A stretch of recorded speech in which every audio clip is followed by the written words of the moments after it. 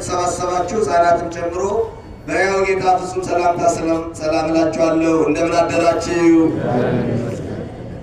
እንደምን አረፈዳችሁ? እግዚአብሔር ይመስገን። እንደ ቁጥራችሁ አይደለም፣ እንደምን አረፈዳችሁ? እግዚአብሔር ይመስገን። ቸርነቱን ከኛ ያራቀ ምሕረቱን ያበዛልን እግዚአብሔር ይመስገን።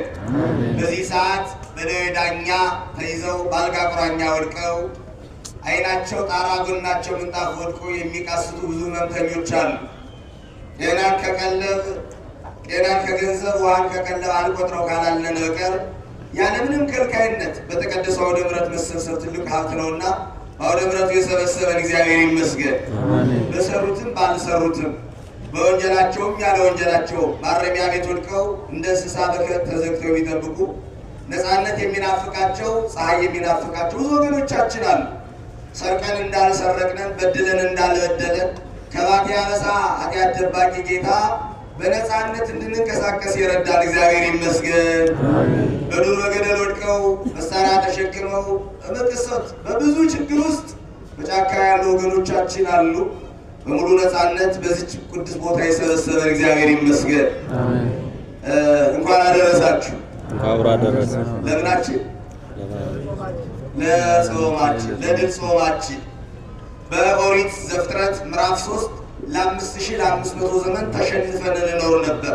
ምን ብለን በልተን ምን ብለን በመብላታችን ክብራችን አጠን። ነፍሳችን ሲኦል ውስጥ ስጋችን ቀብር ውስጥ ተቆራይቶን ሰይጣን ይኖር ነበረ።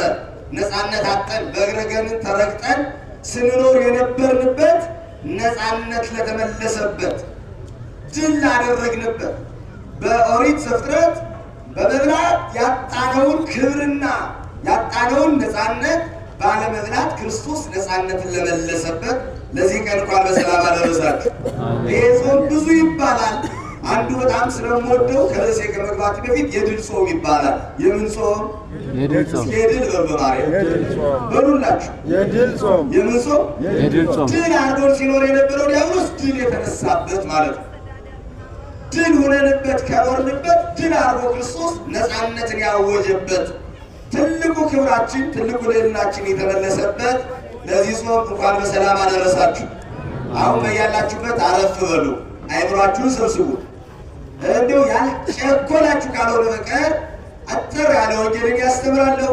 ስለ ዕለቱ አንጋፋው ታላቁ ሊቅ በእድሜ በጤና አጠብቆ እዚህ አድርሶልናል እግዚአብሔር በሚያውቀው። እኛ ሳንወለድ ሳይቀር ወንጌል ሲያስተምሩ የነበሩት ከኔ በፊት የነበሩት ለዘመናት ቤተክርስቲያንን ባህር ዳር ላይ በዋካ ብርሃን ሚዲያ እንግዳ አድርጌ